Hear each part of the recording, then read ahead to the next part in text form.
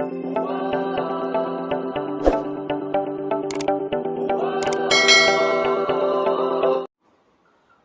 तो नमस्कार दोस्तों, मैं आकाश शर्मा स्वागत करता हूँ आपके अपने YouTube channel Sharma ji classes में। दोस्तों आज के इस वीडियो में मैं आपके लिए लेके आया हूँ भारतीय संसद से संबंधित महत्वपूर्ण प्रश्नोत्तरी। दोस्तों आज के इस वीडियो में हम देखने वाले हैं भारतीय संसद से संबंधित जो प्रश्न पहले एग्जाम में पूछे जा चुके हैं, उन सभी महत्वपूर्ण प्रश्नों का संग्रह इसमें किया गया है, जिनके आगे भी पूछे जाने की दोस्तों संभावना है। तो दोस्तों वीडियो में आखिर तक बने रहें। वीडियो में आगे बढ़ने से पहले दोस्तों जल्दी से वीडियो को एक लाइक कर दीजिए और चैनल को आपने अभी तक सब्सक्राइब नहीं किया है तो जल्दी इस चैनल को सब्सक्राइब कर लीजिए, साथ ही बेल आइकन को प्रेस कर दीजिए, जिससे आपको हमारे आने वाले नए वीडियो के नोटिफिकेशन दोस्तों मिलते रहें। क्योंकि दोस्तों हम आपके लिए डेली ऐसे ही महत्वपूर्ण वीडियो हमारे चैनल पर लेके आते रहते हैं। और साथ ही अगर दोस्तों आप हमारे व्हाट्सएप ग्रुप से जुड़ना चाहते हैं और इस वीडियो लेक्चर का PDF फाइल बिल्कुल फ्री प्राप्त करना चाहते हैं तो डिस्प्ले पर नंबर दिया गया है, आप इस नंबर पर ज्वाइन लिखकर मैसेज सेंड कर सकते हैं, आपको हमारे व्हाट्सएप ग्रुप से ऐड कर दिया जाएगा। तो बिना देर के दोस्तों चलेंगे सीधा वीडियो की तरफ, देखेंगे आज का हमारा पहला महत्वपूर्ण प्रश्न।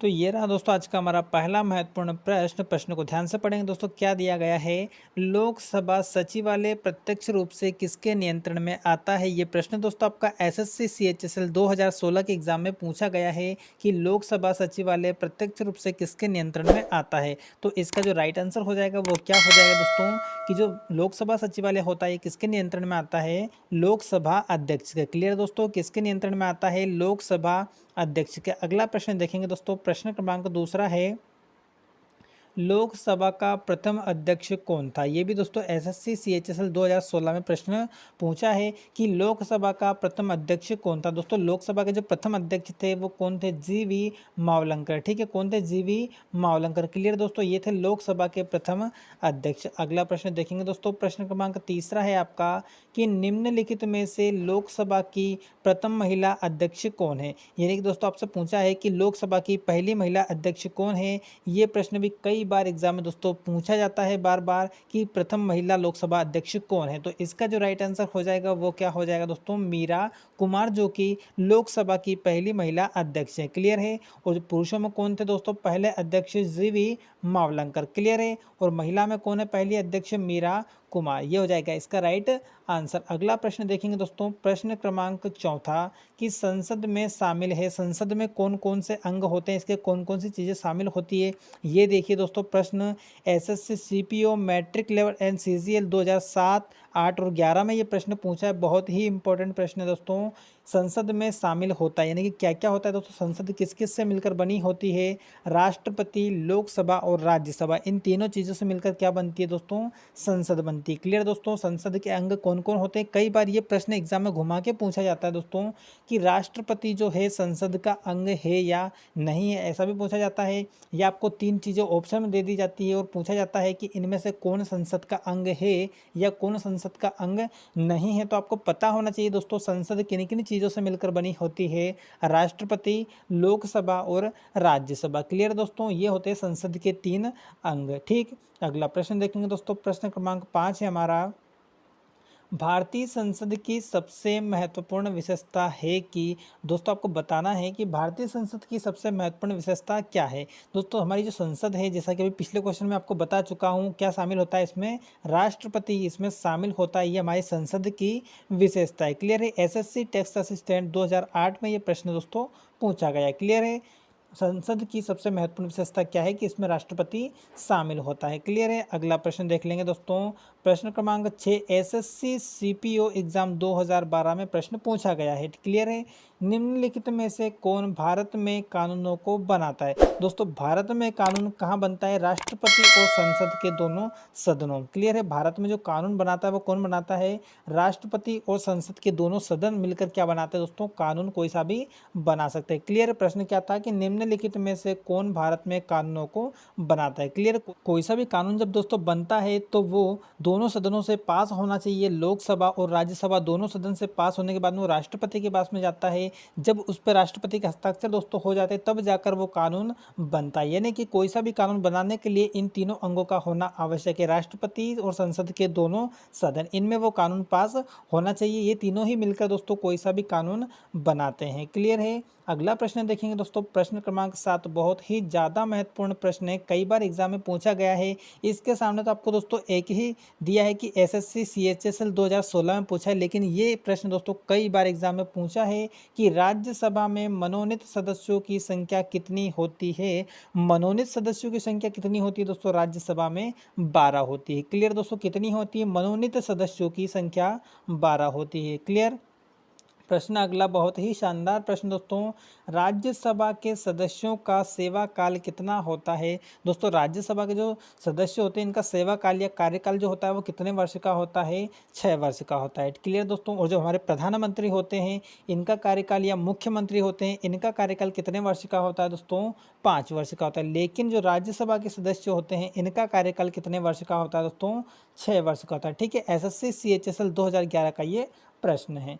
प्रश्न क्रमांक 9 देखेंगे दोस्तों, बहुत ही शानदार प्रश्न आ रहा है कि राज्यसभा के कितने सदस्य प्रत्येक 2 वर्ष में निर्वाचित किए जाते हैं, 1/3। इसका आंसर क्या हो जाएगा दोस्तों, 1/3। बहुत ही शानदार ये प्रश्न है। राज्यसभा का चुनाव एकदम नहीं होता है दोस्तों, इसमें क्या होता है, इसके 1/3 सदस्य प्रत्येक 2 वर्ष में क्या होते हैं, निर्वाचित किए जाते हैं। क्लियर है, इसका चुनाव एक साथ नहीं होता है। राज्यसभा से प्रश्न आपका है कि राज्यसभा के कितने सदस्य प्रत्येक 2 वर्ष में निर्वाचित किए जाते हैं, यानी कि राज्यसभा के जो टोटल सदस्य हैं उनका 1/3 हर 2 साल निर्वाचित दोस्तों ये कर देते हैं। क्लियर है।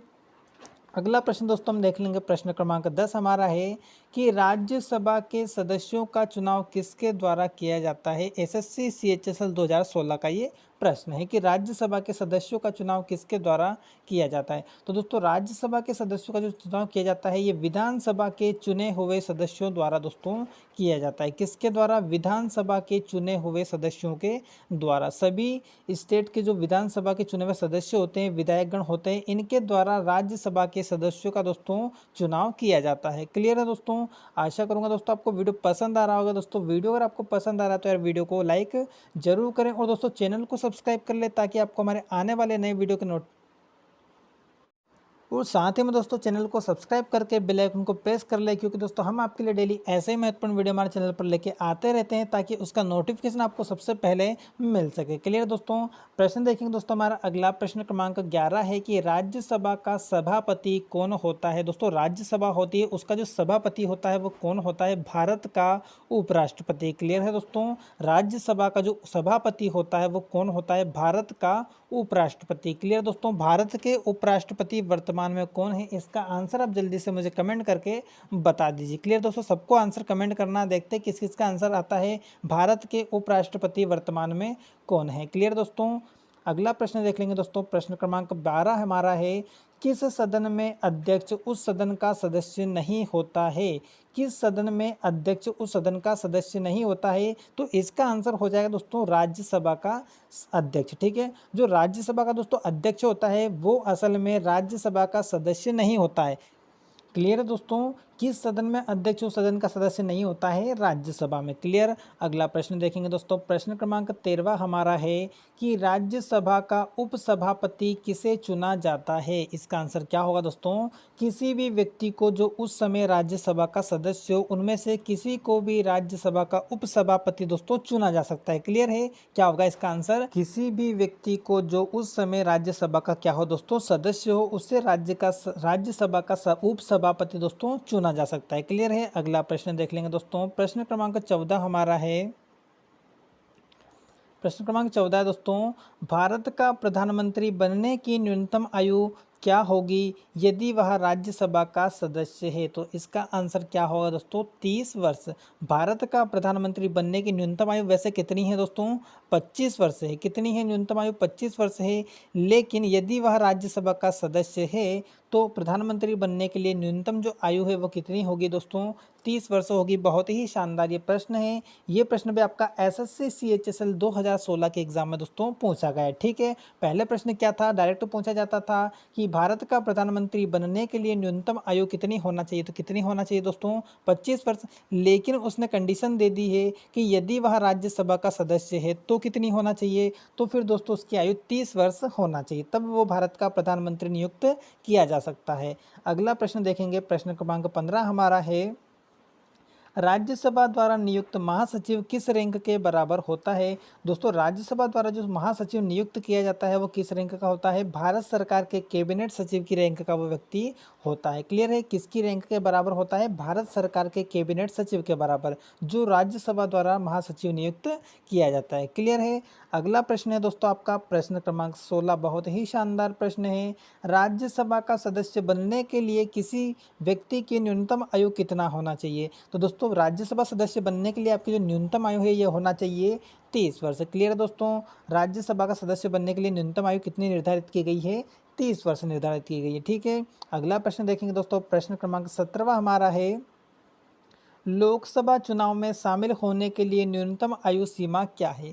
लोकसभा चुनाव में दोस्तों शामिल होने की जो न्यूनतम आयु है ये कितनी है दोस्तों? 25 वर्ष है। और मैं आपको बता चुका हूं कि भारत के प्रधानमंत्री बनने के लिए भी आयु कितनी निर्धारित की गई है? 25 वर्ष। क्लियर है दोस्तों? आशा करूंगा दोस्तों आपको वीडियो पसंद आ रहा होगा। वीडियो दोस्तों पसंद आ रहा तो वीडियो को लाइक करते चलें, चैनल को सब्सक्राइब कर लें।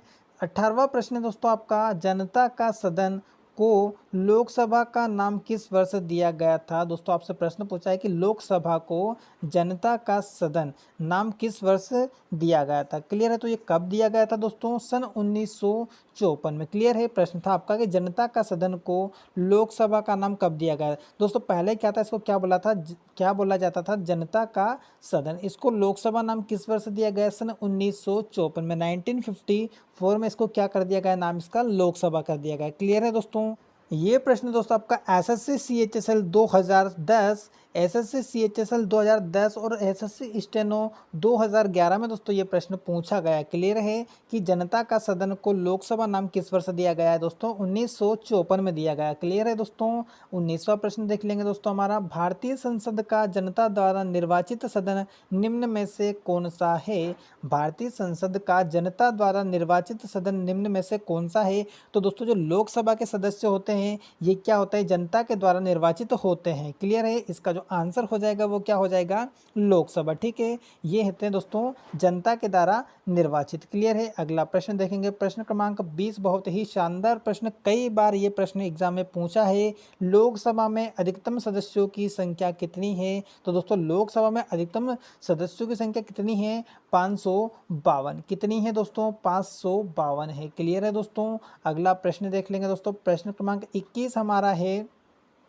राज्यों से लोकसभा में कुल सदस्यों की संख्या कितनी है? तो कितनी है दोस्तों? यानी कि आपसे पूछा है कि लोकसभा सीटों की कुल संख्या या लोकसभा सदस्यों की कुल संख्या कितनी है? 530 है। क्लियर है दोस्तों? कितनी है लोकसभा सदस्यों की संख्या?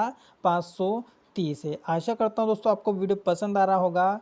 प्रश्न क्रमांक 22वां है दोस्तों, लोकसभा में निर्वाचित सदस्यों की अधिकतम संख्या कितनी हो सकती है? तो दोस्तों लोकसभा में निर्वाचित सदस्यों की अधिकतम संख्या जो हो सकती है ये हो सकती है 550। कितनी हो सकती है?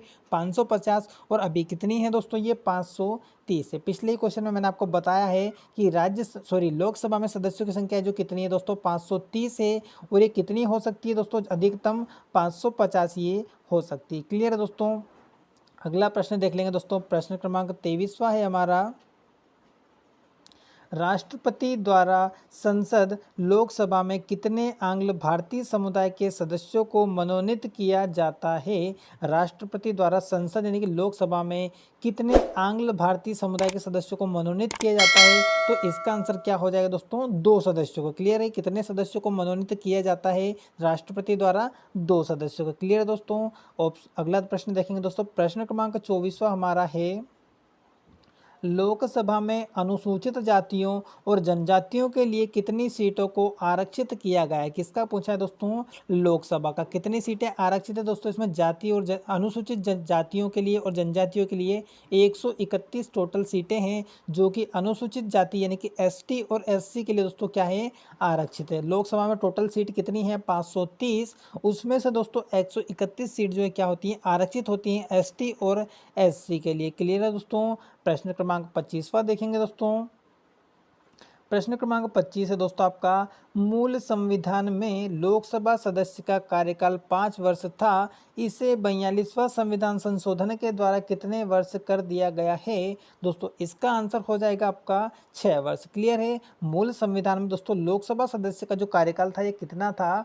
5 वर्ष का था, लेकिन इसे 42वां संविधान संशोधन, इसको भी आपको ये वाला पॉइंट भी दोस्तों याद रखना है। प्रश्न ये भी पूछा जा सकता है कि किस संविधान संशोधन के द्वारा, तो आपको पता होना चाहिए 42वां संविधान संशोधन के द्वारा इसे क्या कर दिया गया है? 6 वर्ष कर दिया गया है। किसका दोस्तों? लोकसभा सदस्य का कार्यकाल। अगला प्रश्न देखेंगे दोस्तों, प्रश्न क्रमांक 26 है, लोकसभा के सदस्यों की सदस्यता कितने वर्षों के लिए होती है? तो दोस्तों लोकसभा सदस्यों की जो सदस्यता होती है कितने वर्ष के लिए होती है?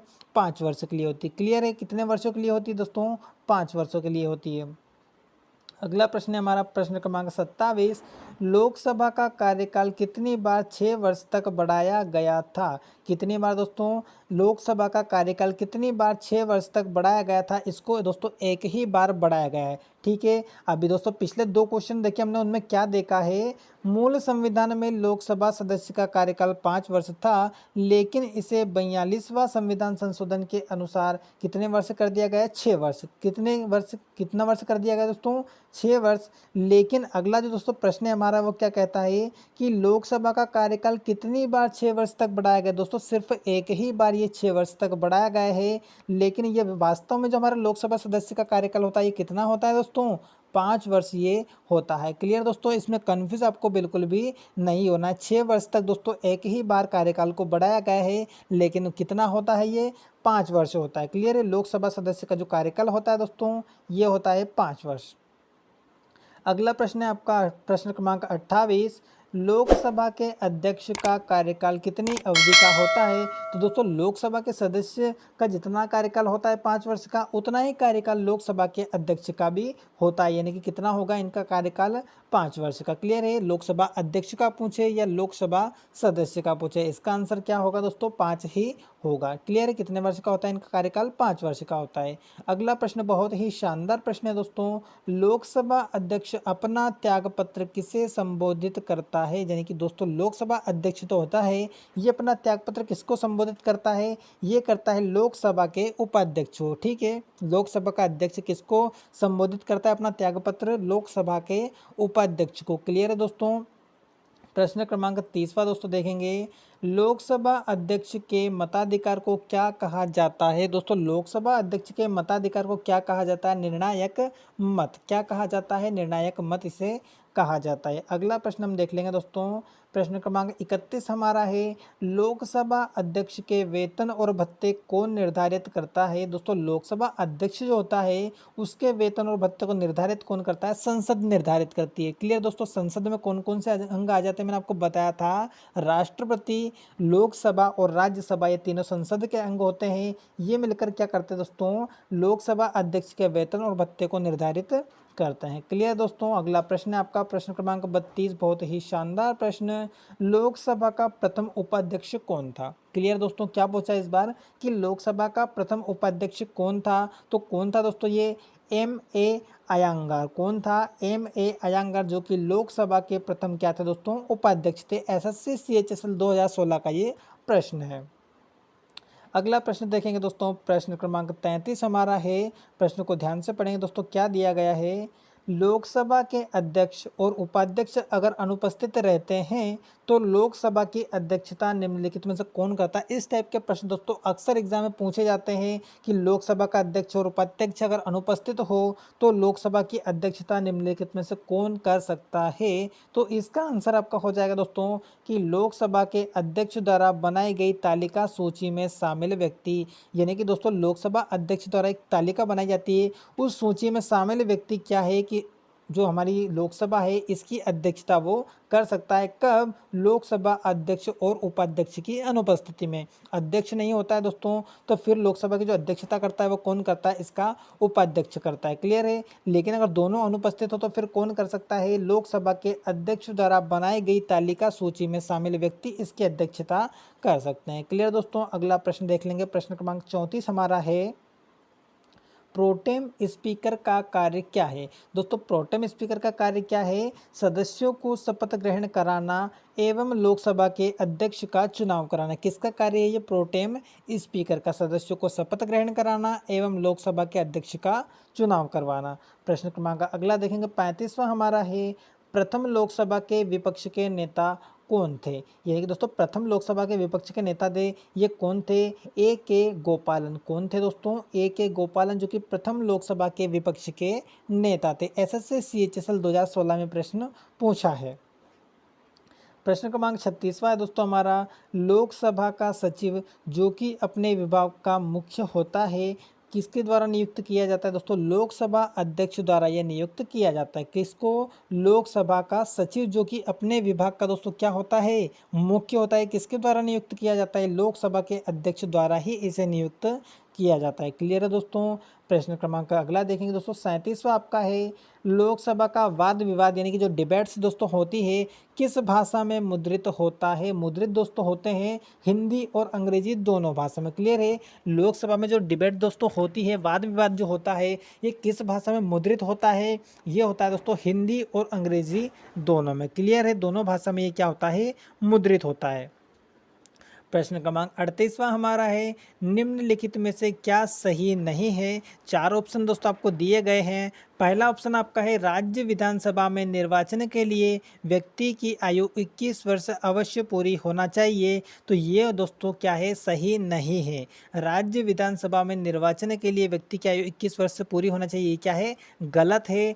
तीसरा अगला पॉइंट पढ़ेंगे, राज्यसभा में निर्वाचन के लिए व्यक्ति की आयु 30 वर्ष अवश्य पूरी होना चाहिए, ये दोस्तों बिल्कुल करेक्ट है। अगला पॉइंट पढ़ेंगे, लोकसभा में निर्वाचन के लिए व्यक्ति की आयु 25 वर्ष अवश्य पूरी होना चाहिए, बिल्कुल ये भी राइट आंसर है।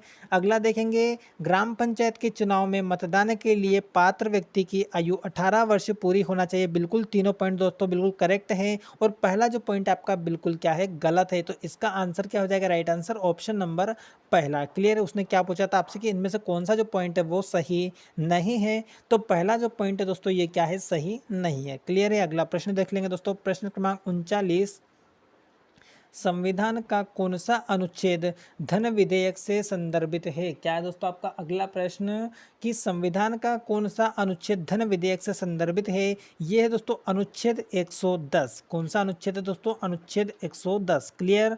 अगला प्रश्न देखेंगे दोस्तों, प्रश्न क्रमांक 40 आपका है, लोकसभा में किसी विधेयक को धन विधेयक के रूप में मंजूरी निम्न में से कौन देता है? तो दोस्तों लोकसभा में किसी भी विधेयक को धन विधेयक के रूप में मंजूरी निम्न में से कौन देता है? लोकसभा का अध्यक्ष देता है। कौन देता है दोस्तों? लोकसभा का अध्यक्ष। क्लियर है दोस्तों? अगला प्रश्न है दोस्तों हमारा, प्रश्न क्रमांक 41 है, निम्नलिखित में से किस विधेयक को राज्यसभा से आरंभ नहीं किया जा सकता है? दोस्तों जो धन विधेयक होता है इसको राज्यसभा से आरंभ नहीं किया जा सकता है, इसको कहाँ से आरंभ किया जाता है? लोकसभा से आरंभ किया जाता है। क्लियर है? कौन सा है दोस्तों? धन विधेयक। क्लियर है? निम्नलिखित में से किस विधेयक को राज्यसभा से आरंभ नहीं किया जा सकता है? जो धन विधेयक होता है इसको राज्यसभा से दोस्तों आरंभ नहीं किया जा सकता है। क्लियर है? अगला प्रश्न देख लेंगे दोस्तों, प्रश्न क्रमांक 42 हमारा है, लोकसभा द्वारा पारित धन विधेयक राज्यसभा द्वारा भी पारित मान लिया जाता है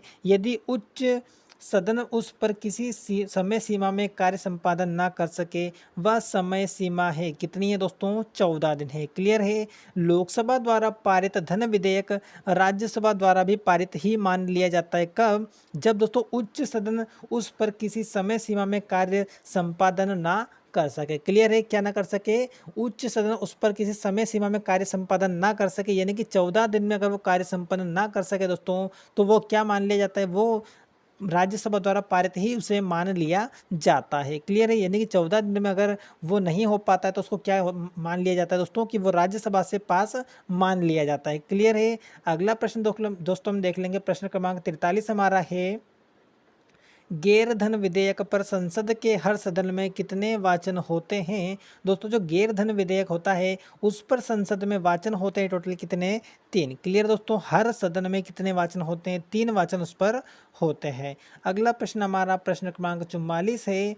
1 वर्ष तक राजस्व में एकत्र करने का प्रस्ताव सरकार किस विधेयक द्वारा करती है? क्या प्रश्न है दोस्तों, एक बार और पढ़ेंगे ध्यान से। 1 वर्ष तक राजस्व में एकत्र करने का प्रस्ताव सरकार किस विधेयक द्वारा करती है? तो ये करती है दोस्तों वित्त विधेयक द्वारा। किसके द्वारा? वित्त विधेयक द्वारा। अगला प्रश्न देखेंगे, प्रश्न क्रमांक 45 हमारा है। संसद को उसकी सदस्यता से निलंबित कर दिया जाएगा यदि वह लगातार सदन में अनुपस्थित रहे। कितने दिन तक? यदि कोई संसद का सदस्य दोस्तों 60 दिनों तक अनुपस्थित रहता है तो उसको क्या कर दिया जाता है? सदस्यता से निलंबित कर दिया जाता है। क्लियर है? संसद सदस्य उसकी सदस्यता से निलंबित कब कर दिया जाता है? यदि वह लगातार सदन में 60 दिन तक क्या रहे दोस्तों? अनुपस्थित रहे। क्लियर है? तो उसको क्या कर दिया जाएगा? सदस्यता उसकी निलंबित कर दी जाएगी। अगला प्रश्न देखेंगे, प्रश्न क्रमांक 46 है। वह व्यक्ति जो राज्यसभा में मत दे सकता है और लोकसभा तथा राज्यसभा में बोल सकता है वह कौन है? वे मंत्री जो राज्यसभा के सदस्य हैं। क्या दोस्तों? वे मंत्री जो राज्यसभा के सदस्य हैं वे दोस्तों राज्यसभा में मत भी दे सकते हैं और लोकसभा तथा राज्यसभा में क्या कर सकते हैं? बोल भी सकते हैं। क्लियर है? कौन? जो मंत्री राज्यसभा के सदस्य होते हैं। क्लियर है? अगला प्रश्न देखेंगे दोस्तों, प्रश्न क्रमांक 47 हमारा है।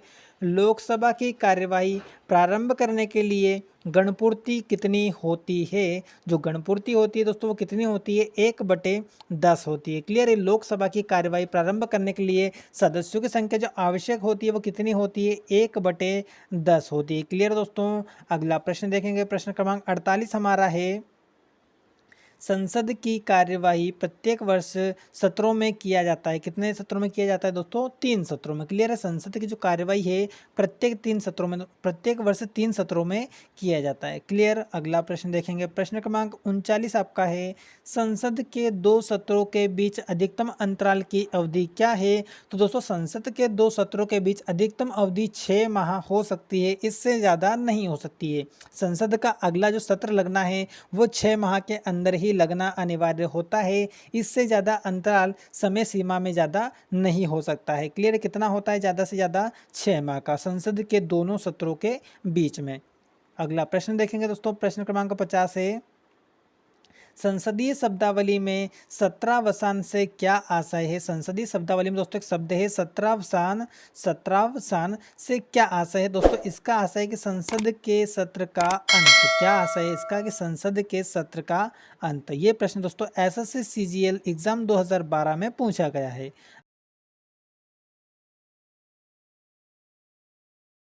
तो ये थी दोस्तों हमारी संसद के ऊपर महत्वपूर्ण प्रश्नोत्तरी। तो आशा करता हूँ दोस्तों कि आपको वीडियो पसंद आया होगा। दोस्तों अगर आपको वीडियो पसंद आया तो यार वीडियो को एक लाइक कर दीजिए और चैनल को दोस्तों सब्सक्राइब नहीं किया है तो यार सब्सक्राइब कर लीजिए, साथ में बेल आइकन को प्रेस कर दीजिए जिससे आपको हमारे आने वाले नए वीडियो का नोटिफिकेशन सबसे पहले मिल जाए दोस्तों, क्योंकि हम आपके लिए डेली ऐसे ही महत्वपूर्ण वीडियो हमारे चैनल पर लेके आते रहते हैं। और साथ ही का दोस्तों आप इस वीडियो लेक्चर का PDF फाइल प्राप्त करना चाहते हैं तो डिस्प्ले पर आपको नंबर दिया गया है, आप इस नंबर पर ज्वाइन लिखकर मैसेज सेंड कर सकते हैं, आपको हमारे व्हाट्सएप ग्रुप से ऐड कर दिया जाएगा। तो मिलते हैं दोस्तों अगले वीडियो में, तब तक के लिए जय श्री महाकाल, धन्यवाद।